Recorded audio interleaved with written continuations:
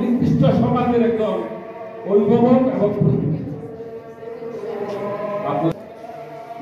পক্ষে আপনি এবং আপনার সমাজের প্রত্যেককে সবাইকে আবারও ধন্যবাদ জানিয়ে আমি আমার বক্তব্য শেষ করছি। আসসালামু আলাইকুম। এই পর্যায়ে সংক্ষিপ্ত আকারে বক্তব্য দিবেন। আজকের এই অনুষ্ঠানে বক্তব্য রাখার জন্য বিনীতভাবে নিবেদন জানাচ্ছি।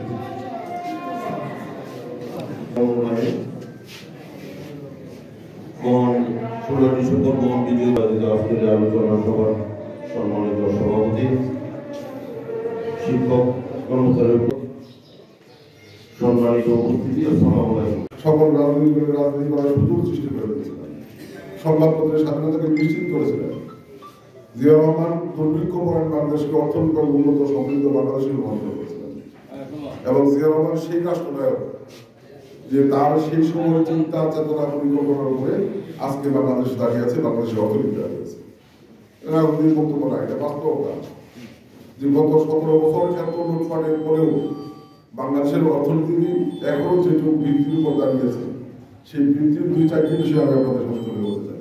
একটি হচ্ছে রেমিটেন্স, যে বাংলাদেশের লক্ষ লক্ষ মানুষ বিশ্বের বিভিন্ন দেশে শ্রমিক হিসেবে কাজ করে যে টাকা উপার্জন করছে, সেই টাকা বাংলাদেশে পাঠাচ্ছে, যেটি দিয়ে বাংলাদেশের তাদের পরিবাররা নিজেদের জীবন জীবিকা নির্বাহ করছে।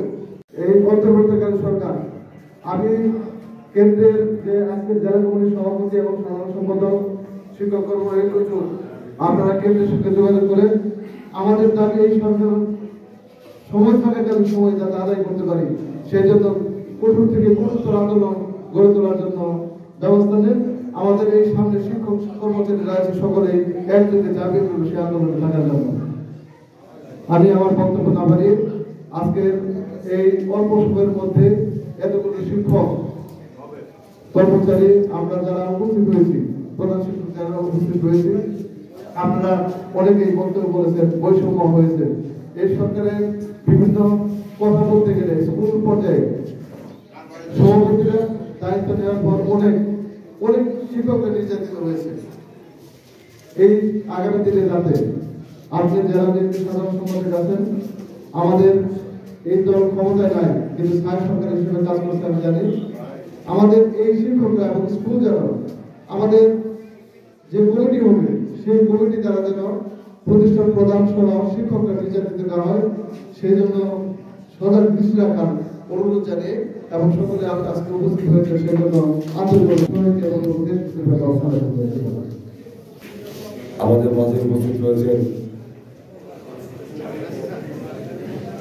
আমাদের অনেক প্রিয় মানুষ, মাহমুদ ভাইয়ের সহকর্মী, আমাদের মৃত্যু ভাবি, আমাদের এই স্কুলের প্রধান শিক্ষক, সদর থানা বিএনপি সম্মানিত সভাপতি শফিউর রহমান শফিক, আরো উপস্থিত রয়েছেন সদর উপজেলা শাখার সম্মানিত সাধারণ সম্পাদক জনাব রুহুল মিলন, শহর বিএনপির সম্মানিত সাধারণ সম্পাদক শাহদুল মাসুদ সহ বিএনপি পরিবারের বিভিন্ন পর্যায়ের নেতৃবৃন্দ এবং আমার সামনে উপস্থিত সম্মানিত শিক্ষক কর্মচারী সকল স্তরের নেতৃবৃন্দ, আসসালামু আলাইকুম। দীর্ঘ 17 বছর এই সরকার ফ্যাসিস্ট সরকারের প্রশাসনের পরে বিএনপি সহ সকল দলকে যেমন নির্যাতিত নিষ্পেষিত করেছে, সেই সাথে শিক্ষক কর্মচারীদের যে দাবি ছিল, সেই ন্যায্য দাবি থেকেও এই সরকার তাদেরকে বঞ্চিত করেছে। আজকে আমরা যে গণতন্ত্রের জন্য লড়াই করেছি, যে ভোটের অধিকারের জন্য লড়াই করেছি, আজকে বিএনপি পরিবারের পক্ষ থেকে আপনাদের নিয়ে এই আলোচনা, এই দীর্ঘদিনের মধ্যে আপনারা এখানে বর্তমানে শিক্ষা ব্যবস্থাকে ধ্বংস করে দেওয়া হয়েছে। আপনারা শুধু শিক্ষকদের আপনাদের সাথে বৈষম্য হচ্ছে তা নয়, শিক্ষা ব্যবস্থাকে ধ্বংস করে দেওয়া হয়েছে। ভারতের প্রেসক্রিপশন অনুযায়ী বাংলাদেশের শিক্ষা ব্যবস্থা পরিচালিত হয়েছে। ভারতের প্রেসক্রিপশন অনুযায়ী বাংলাদেশের বিভিন্ন পাঠ্যপুস্তক অনুমোদিত হয়েছে। আপনারা দেখেছেন শিক্ষকদের এবং ছাত্রদের যে সম্মানবোধ সেটি ধ্বংস করে ক্ষমতায় এসেছে রাষ্ট্র এবং প্রশাসন উলঙ্গভাবে ব্যবহার করে মানুষের অধিকারকে হরণ করে সম্পূর্ণ বাকশাল কায়েম করে রাষ্ট্রকে ব্যবহার করেছে মানুষের অধিকার হরণ করে। দীর্ঘ 17 বছর আমরা আমাদের অধিকার ফিরিয়ে পাওয়ার আন্দোলন করেছি, সংগ্রাম করেছি।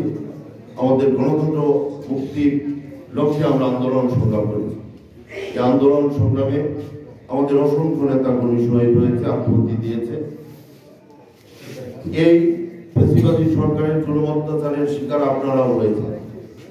যখনই আপনারা আপনাদের দাবি দাওয়া নিয়ে আজকের এই অনুষ্ঠানে সম্মানিত প্রধান অতিথি বাংলাদেশ জাতীয়তাবাদী দল জাতীয় নির্বাহী কমিটির সহ সাংগঠনিক সম্পাদক, জামালপুর জেলা বিএনপির সংগ্রামী সাধারণ সম্পাদক, সাবেক মেয়র, আগামী জাতীয় সংসদ নির্বাচনে যাকে আমরা জামালপুর সদর 5 আসন থেকে আমরা এমপি মনোনীত করতে চাই, সেই প্রিয় নেতা জননেতা অ্যাডভোকেট শাহ মোহাম্মদ ওয়ারেস আলী মামুন এই পর্যায়ে প্রধান অতিথির বক্তব্য রাখবেন।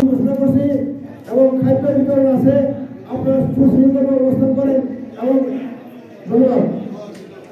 1971 সালে মহান মুক্তিযুদ্ধের